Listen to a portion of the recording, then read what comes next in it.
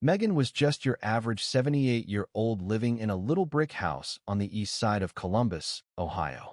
She'd been on her own for years now, ever since her husband, Ray, passed back in '09.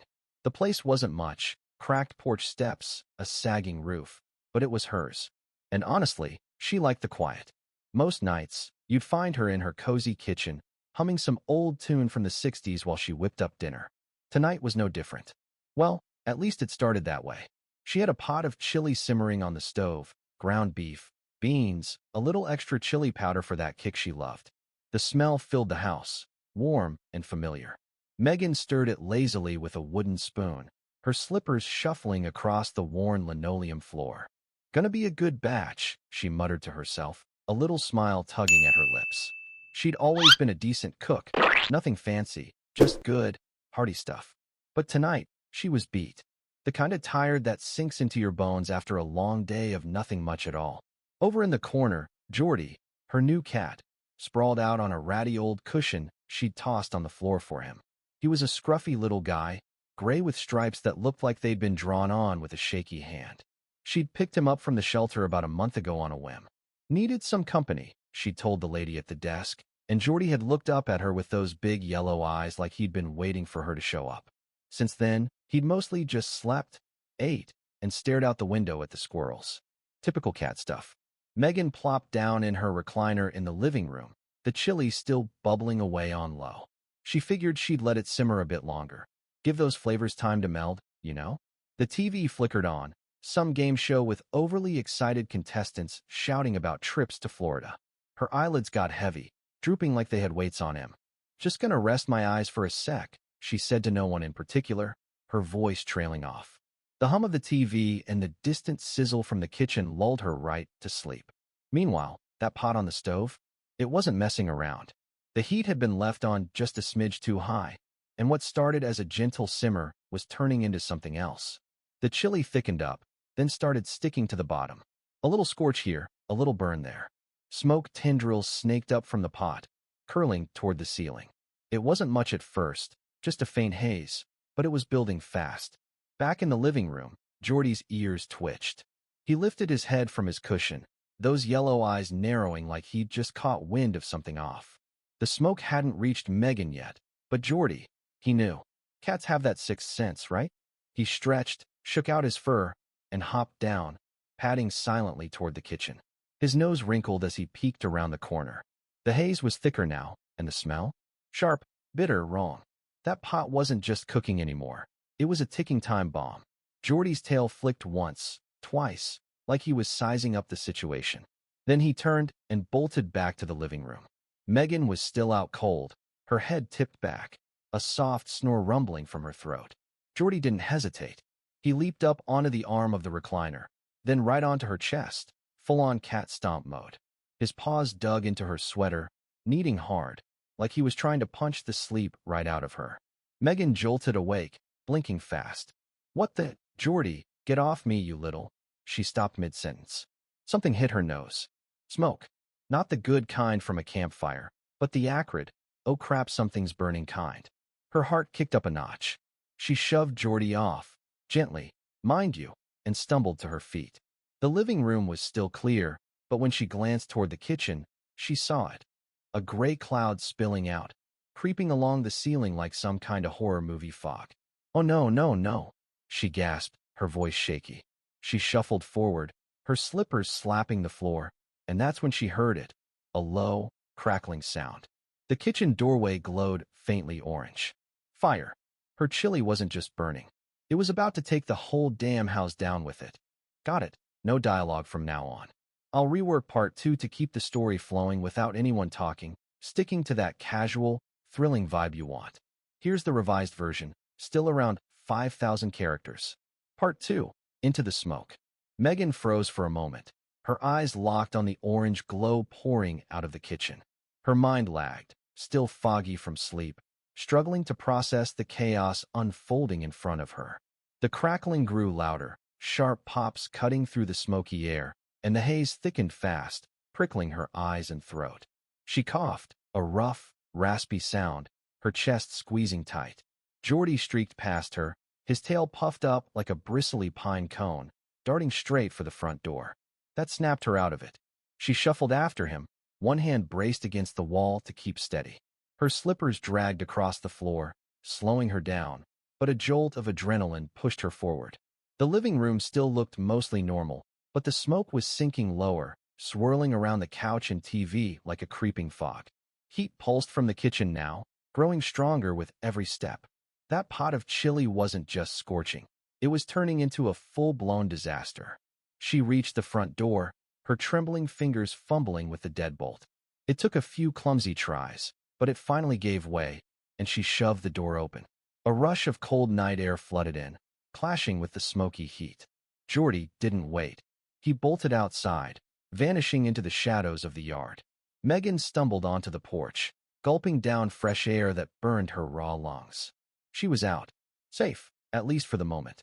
Turning back, she saw flames licking up the kitchen doorway, their flickering light dancing across the walls. The curtains, those tacky floral ones she'd never bothered to replace, caught fast, burning up in seconds. Her knees wobbled as the reality sank in. This wasn't some small mishap. Her whole house was on the edge of being swallowed by fire. Across the street, a porch light flicked on. Old Man Hank's house lit up, and though she couldn't see him, she knew he'd be poking his head out soon, probably already fumbling for his phone. She didn't have hers. It was still inside, sitting on the coffee table by the recliner. No way she was risking going back for it now. The fire wasn't waiting around. Glass shattered somewhere inside, likely the kitchen window giving out under the heat. A loud pop rang out, sending sparks shooting into the dark sky. The roof groaned, sagging slightly, like it was begging for mercy. Jordy paced in the yard, his fur bristling, his yellow eyes glinting in the firelight. Megan hobbled down the porch steps, her joints creaking with every move, and sank onto the damp grass. The air out here was cleaner, but the smoke still lingered, mixing with the chilly February night. She glanced back at the house. The flames had torn through the kitchen and were clawing into the dining room now, lighting up the whole place like some twisted lantern. Her stomach twisted into knots. 40 years of memories, photos, keepsakes, Ray's old junk, trapped inside, maybe already gone. Sirens wailed faintly in the distance, growing louder by the second. Hank must have gotten through to 911. Her heart thumped hard, a frantic rhythm she could feel in her ears. The fire kept spreading, relentless. She thought about her purse, sitting on the counter near the stove, her license, money, insurance cards, all right there in the thick of it. For a fleeting moment, she considered dashing back in. She even took a step toward the porch, but the heat slammed into her like a solid wall, and black smoke poured out the door. That idea died fast. A fire truck screeched around the corner, its lights slicing through the dark, tires skidding as it stopped. Men in bulky gear poured out, moving with practiced speed. Hoses unrolled across the street, water blasting out in powerful arcs. The sound was deafening. Hiss and roar as the streams hit the flames, steam rising in thick clouds. Megan stayed put, arms wrapped tight around herself, watching helplessly. The fire fought back, but the water was winning, slowly choking it down. Her little brick house stood there, half-wrecked, glowing against the night, and all she could do was wait. Megan sat there on the grass, the dampness seeping through her slippers, her eyes glued to the chaos unfolding in front of her. The fire truck's lights flashed red and blue across the street, bouncing off the brick walls of her house like some eerie dance party. The firefighters moved fast, shadows in their heavy gear, hauling hoses and swinging axes like they'd done this 100 times before. Water blasted from the nozzles, slamming into the flames with a force that shook the air. Steam billowed up, mixing with the smoke, turning the night into a hazy mess. The fire wasn't giving up easy. It roared back against the water, spitting sparks and embers that drifted high above the roof. The kitchen was a lost cause, blackened walls, shattered windows, the whole place glowing like a furnace. The flames had chewed their way into the dining room now, licking at the old wooden table where she'd hosted countless family dinners. She could almost picture it, the tablecloth curling up in the heat, the chairs turning to ash. Her chest tightened at the thought. Jordy stayed close, perched on the mailbox, his tail flicking like a metronome. His fur was still puffed out, but those sharp yellow eyes tracked everything. The firefighters, the hoses, the fire itself, like he was keeping score. Megan's hands clenched into fists, her nails digging into her palms. That little cat had saved her bacon, no question. If he hadn't stomped her awake, she'd still be in that recliner, probably not breathing anymore. The roof creaked louder now, a deep, moaning sound that made her flinch. Shingles popped loose, tumbling into the yard like brittle leaves. One landed a few feet away, still smoldering, and she scooted back instinctively. The heat was intense, even from out here, washing over her in waves. She wiped sweat from her forehead, her sweater sticking to her skin despite the chilly night. The firefighters kept at it, aiming the hoses higher, trying to douse the attic before the whole thing collapsed. A sharp crack split the air, louder than the rest. Part of the kitchen wall buckled, sending a shower of sparks and debris into the driveway. The flames surged for a moment, feeding on the fresh burst of oxygen, but the water hit harder, driving them back. Megan's heart sank as she watched. That wall had held up her favorite picture of Ray, grinning with a big OL base he'd caught back in '98. Gone now, probably melted into the mess.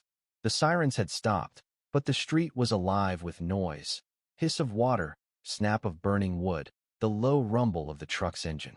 Neighbors were creeping out now, shadowy figures gathering at the edge of their yards. She could feel their eyes on her, but she didn't look over. Didn't have the energy. Her focus stayed on the house, on the firefighters battling to save what was left. The dining room windows blew out, glass spraying across the porch, glittering in the firelight like jagged stars. The smoke was shifting, thinning out in spots as the water gained ground. The orange glow dimmed slightly, though flames still flickered stubbornly in the corners. The firefighters adjusted their aim, soaking the roof now, streams arcing through the night. Water pooled in the yard, reflecting the chaos in shimmering ripples. Megan's slippers were soaked through, but she barely noticed. Her mind was spinning. Years of stuff. All those little things that made the house hers, slipping away with every minute. Jordy hopped down from the mailbox, padding over to her side. He pressed against her leg, his fur damp from the mist in the air. She reached down, scratching behind his ears absently, her fingers trembling. The fire was losing its grip, but the damage was done. The kitchen and dining room were toast, and the rest of the house wasn't looking great either. Smoke poured from every crack, staining the brick black. The roof sagged worse now, like it might cave in any second. The firefighters kept working, relentless, their movements steady even as the night dragged on. The blaze was shrinking, cornered by the water, but it still fought to hang on. Megan's throat tightened, a lump she couldn't swallow. She'd built a life in that house, raised kids, laughed with Ray, grown old. Now it was a shell, half-eaten by fire, and she couldn't shake the feeling that part of her was burning up with it. All right, here's part 4. No dialogue, keeping the suspense and casual tone, all set for an AI voice to read aloud. Still hitting that 5,000 character mark. Let's dive in. Part 4. The ashes settle. The firefighters kept battling, their hoses slicing through the night like liquid swords. The fire was weaker now, its roar dulled to a low growl, but it still clung to the house, flickering in the wreckage like a stubborn ghost. Megan sat on the grass, Jordy pressed against her side, his warmth a small anchor in the chaos. The air was thick with wet smoke, a gritty mix of ash and steam that coated her lungs with every breath. Her slippers were soaked, her sweater heavy with dampness, but she didn't move. Couldn't. Her eyes stayed fixed on the house, watching it fade from home to ruin. The kitchen was gone, just a charred skeleton of cabinets and melted appliances. The dining room wasn't much better, its walls scorched black, the ceiling sagging under the weight of soaked beams. Water streamed from the roof, cascading off the edges in messy waterfalls, pooling in the yard with a soft gurgle. The flames were mostly out now, smothered by the relentless spray, but little pockets of orange still glowed in the debris, popping and hissing like they were daring the firefighters to come closer. The roof groaned again, a deep, tired sound, and then it gave. A section near the back caved in with a slow, crunching crash, sending up a plume of sparks and dust. Megan flinched, her hand tightening in Jordy's fur. The firefighters didn't pause. They shifted their hoses, dousing the fresh collapse, water cutting through the haze. The house looked smaller somehow, slumped and broken, like it had finally given up the fight. Embers floated down, tiny flecks of light drifting on the breeze. One landed near her foot, glowing for a second before fizzling out in the wet grass. She stared at it, her mind numb. Everything she owned was in there, or had been. The quilt her grandma stitched, the photo albums stuffed with blurry Polaroids, Ray's tackle box full of rusty lures, all swallowed by the fire or drowned in the aftermath. Her life, reduced to ash and soggy rubble. The street was quieter now, the worst of the noise fading. The truck's engine rumbled steadily, a low hum under the drip of water and the occasional snap of cooling wood. Neighbors still lingered, their shapes blurry in the smoky dark, but they kept their distance. The firefighters moved slower too, their steps heavy, their gear streaked with soot. One of them swung an axe into the front door frame, widening the gap to check inside. Smoke billowed out, thinner than before, curling up into the night sky. Jordy shifted, stretching out beside her, his tail flicking lazily. His calm was almost comical, like he'd seen it all and wasn't fazed. Megan envied that. Her hands shook as she brushed ash off her sleeve, the gray smears staining her fingers. The cold was creeping in now, seeping through her damp clothes, but she barely felt it. Her focus was on the house, on the gaping holes where windows used to be, the blackened bricks that used to hold her world together. The fire was officially out. The last flickers died under a final blast of water, leaving nothing but steaming wreckage. The hoses shut off, the sudden silence jarring after hours of chaos. The firefighters coiled their gear, their movements methodical, like they were packing up after a long shift. The house stood there, a hollow shell, its roof half gone, its insides gutted. Smoke still drifted from the ruins, faint wisps rising into the dark, but the danger was over. Megan's chest ached, a dull, heavy weight settling in. She'd lost so much, more than just walls and furniture. The little routines, the quiet nights, the memories tied to every corner, they were gone, burned away in a flash. Jordy nudged her hand, his nose cold against her skin, and she scratched his head absently. He'd gotten her out. That scruffy little cat, barely a month in her life, had turned into her hero. The first hint of dawn was creeping up, a thin gray line on the horizon. The streetlights buzzed faintly, casting long shadows across the yard. The air smelled of wet charcoal and melted plastic, a bitter tang that clung to everything. Megan's knees creaked as she shifted, her body stiff from sitting so long. The house loomed in front of her, dark and defeated, a stranger now. Whatever came next, she'd have to face it with nothing but the clothes on her back and a cat who'd just earned his keep. The sky was lightening now, a pale gray washing over Columbus as the night finally let go. Megan stayed rooted to the grass, her legs numb from the cold and damp, her sweater sagging with the weight of mist and ash. Jordy sprawled next to her, his gray fur streaked with soot, but he looked unbothered, licking a paw like it was just another morning. The house, or what was left of it, loomed in front of them, a smoldering wreck of blackened brick and splintered wood. The firefighters were wrapping up, their hoses coiled, their truck rumbling as it prepared to roll out. Smoke still hung in the air, thinner now, drifting lazily upward in the early light. The roof was a jagged mess, half collapsed, exposing the attic's charred beams to the sky. The front wall stood crooked, scarred by fire and water, the windows blown out like empty eyes. Inside, everything was a soggy, ashy ruin, furniture reduced to lumps, walls peeled down to studs, the kitchen a graveyard of melted metal and shattered glass. Megan's gaze lingered on it all, her mind trying to piece together what was lost.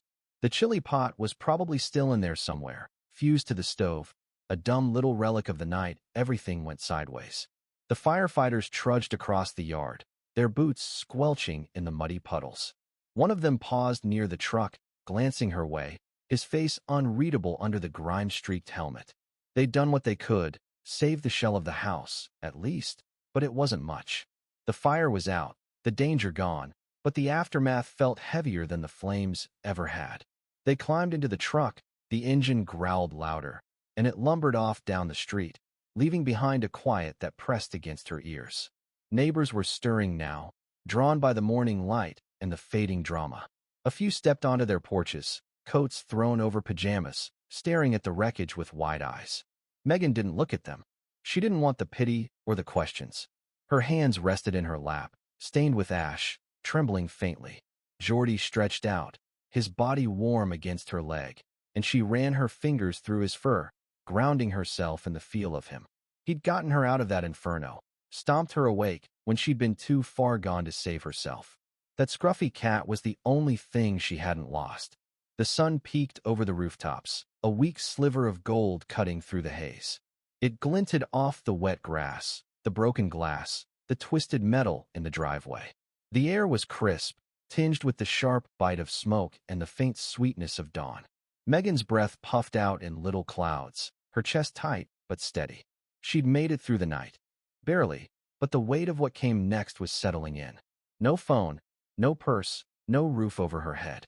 Just her and Jordy, sitting in the wreckage of her old life. A soft rustle caught her ear. Old Man Hank's garage door rattled open across the street, and his beat-up pickup rolled out, slow and creaky. He'd probably be over soon, offering coffee or a ride somewhere.